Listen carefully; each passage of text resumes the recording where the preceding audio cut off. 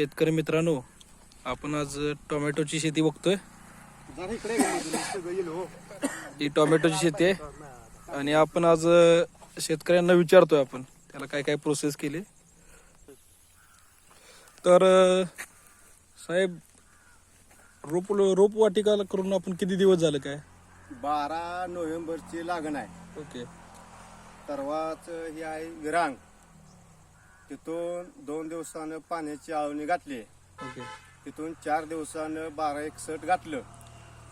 तिथनं 4 दिवसानं 1344 घातलं. 4 दिवसाचा गॅप ठेवून. हा. तिथून आता डिसेंबरच्या 12 तारखेला 1 महिना पूर्ण होणार. तरी किती दिवसाचं पीक असतं टोमॅटोचं? टमाटोचं पीक असतं 3 महिन्याचं. ओके. 3 महिन्यामध्ये तुमचं टोमॅटोचं पीक चालू होतं. हो. किती दिवस चालतं तिथून पुढं?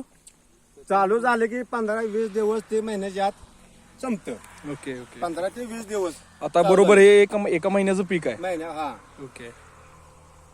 तर शेतकरी मित्रांनो, बघा ही टोमॅटोची शेती. थँक्यू.